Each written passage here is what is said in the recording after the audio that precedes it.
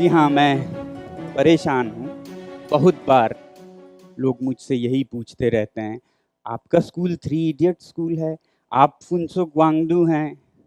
मैं कहना चाहता हूँ जी नहीं, मैं फुनसुक वांगडू नहीं, मैं सोनम वांगचुक हूँ और मैं ख्वाबों में, फ़िल्मों में नहीं, जीवन में कुछ काम करता हूँ।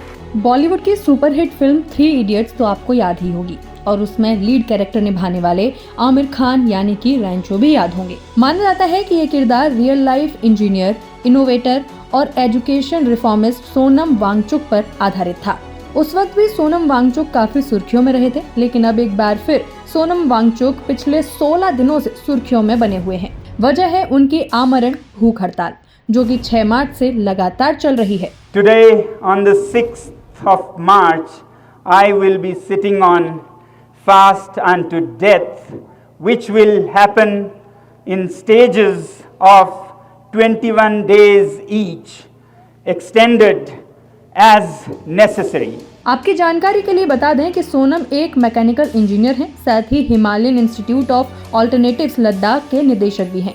वे एकेडमिशियन एंड एनवायरमेंटलिस्ट भी हैं, जिन्होंने लद्दाख के लिए कई काम किए हैं। भूख हड़ताल करने के पीछे सोनम वांगचुक की 4 प्रमुख मांगे हैं, जिनमें क्षेत्र में राज्य का दर्जा और संविधान के 6th शेड्यूल का इम्प्लीमेंटेशन शामिल है। कॉन्स्टिट्यूशन की 6ठी अनुसूची भूमि की सुरक्षा और देश के जनजातीय क्षेत्रों के लिए नाम मात्र ऑटोनॉमी की गारंटी देती है। जैसा कि आप सभी जानते हैं कि 2019 में जम्मू कश्मीर की विशेष संवैधानिक स्थिति को समाप्त करने के लिए नई दिल्ली ने लद्दाख को केंद्र शासित प्रदेश यानी कि यूनियन टेरिटरी का दर्जा दिया था। इसके अलावा वांगचुक की मांगे हैं कि लेह और कारगिल जिलों के लिए एक अलग लोकसभा सीट, एक भर्ती प्रक्रिया और लद्दाख के लिए एक अलग लोक सेवा आयोग हो। उनका ये भी दावा है कि यूनियन टेरिटरी के टैग ने लद्दाख को इंडस्ट्रियल एक्सप्लॉयटेशन के लिए सेंसिटिव बना दिया है, जो हिमालयन रीजन की नाजुक परिस्थिति के मैकेनिज्म को तबाह कर सकता है। सोनम वांगचुक का आरोप है कि 4 साल की देरी के बाद केंद्र ने वादों को पूरा करने से सीधे तौर पर इनकार कर दिया है। इसके अलावा उनका कहना है कि विधानसभा चुनावों के बाद जम्मू कश्मीर को पूर्ण लोकतंत्र मिलने की संभावना है। वहीं लद्दाख को नई दिल्ली से नियंत्रित नौकरशाही के शासन के अधीन छोड़ दिया जाएगा। पिछले 2-3 दिनों से मेरी ऊर्जा कम होती जा रही है और कब तक बोल पाऊँ कुछ पता नहीं है, इसलिए सोचा कि आज मैं अपनी गुहार सीधे देश के प्रधानमंत्री श्री नरेंद्र मोदी जी से ही लगाऊं। मेरे प्रिय प्रधानमंत्री श्री नरेंद्र मोदी जी, आज मेरे अनशन का यानी कि पानी और नमक पर ये 16वां दिन का अंत है। हम यहाँ पर आपकी सरकार से ये गुहार लगाने के लिए बैठे हैं कि वो अपने वचन अनुसार लद्दाख के पर्यावरण, लद्दाख के स्थानीय जनजातियों को संविधान के अनुच्छेद 6वें में संरक्षित करें। यूँ तो शायद आपको मालूम हो कि मैं पिछले 4 सालों से आपसे समय समय पर गुहार लगाता आया हूँ इसी संरक्षण के बारे में।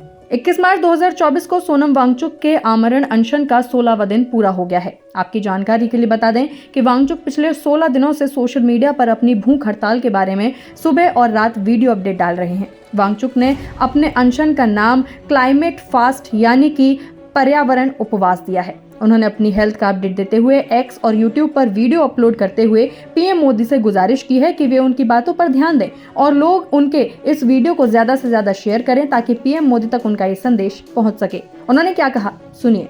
मैं आज आपको एक ब्यौरा देना चाहूँगा।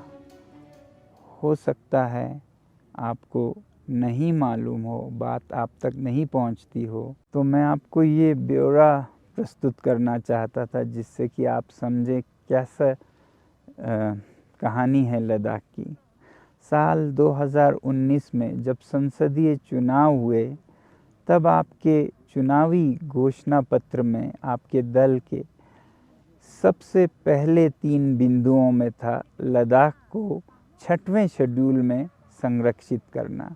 ये हमारी तो उम्मीद थी, मगर आपके दल की वचन थी।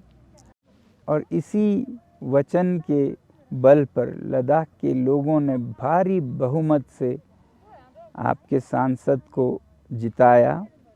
मगर फिर अगले कुछ महीनों में इस पर कुछ नहीं हुआ, और फिर उसके बाद तो इस वचन को याद दिलाना भी नाराज़गी का एक कारण बनने लगा।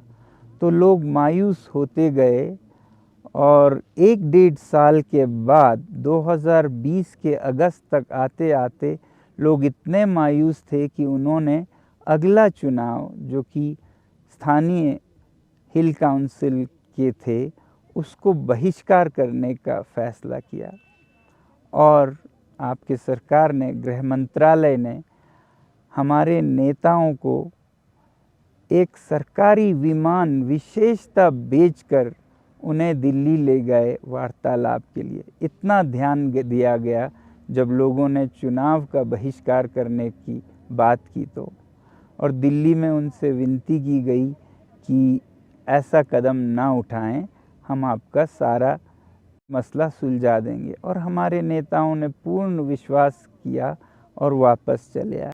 और वापस आकर लद्दाख के नेताओं ने समझौते के अनुसार भाजपा के प्रतिनिधियों को भारी बहुमत से स्थानीय काउंसिल के चुनाव में जिताया, और उन्हीं की फिर सरकार भी बनी। ये भी फिर इसी वचन और आश्वासन पर हुआ कि लद्दाख को 6वें शेड्यूल में संरक्षित किया जाएगा। और इस चुनाव में तो पहला बिंदु घोषणा पत्र का, मैनिफेस्टो का यही था कि लद्दाख को संरक्षित किया जाएगा 6वें शेड्यूल में। मगर फिर चुनाव जीतने के बाद इस पर कोई पहल नहीं हुई, कोई बात नहीं हुई। उल्टे इस वचन का, इस घोषणा पत्र का याद दिलाने पर भी नेता नाराज़ होने लगे।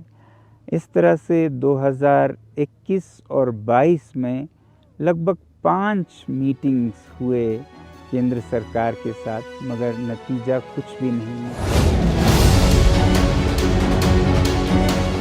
सोनम वांगचुक के अनशन का 16वां दिन भी बीत चुका है, लेकिन अभी तक सरकार की ओर से कोई भी प्रतिक्रिया नहीं आई है। हालांकि 16वें दिन पर ये आस जरूर लगाई जा रही थी कि पीएम मोदी वांगचुक के पास आकर ये हड़ताल इंदिरा गांधी की तरह तुड़वा देंगे। वांगचुक ने बताया कि 1986 में उनके पिता ने आमरण अनशन किया था। वांगचुक कहते हैं, ये अनशन लद्दाख के आदिवासी लोगों के अधिकारों को लेकर था, और अनशन के 16वें दिन उस वक्त की प्रधानमंत्री इंदिरा गांधी दिल्ली से उड़ान भरकर आईं और जूस के गिलास के साथ उनका अनशन तुड़वाया। हालांकि इस बार ऐसा कुछ तो नहीं हुआ, लेकिन अब देखना ये है कि क्या चुनावों से पहले मोदी सरकार इस अनशन पर क्या प्रतिक्रिया लेती है। Bureau report, Bharat Shri.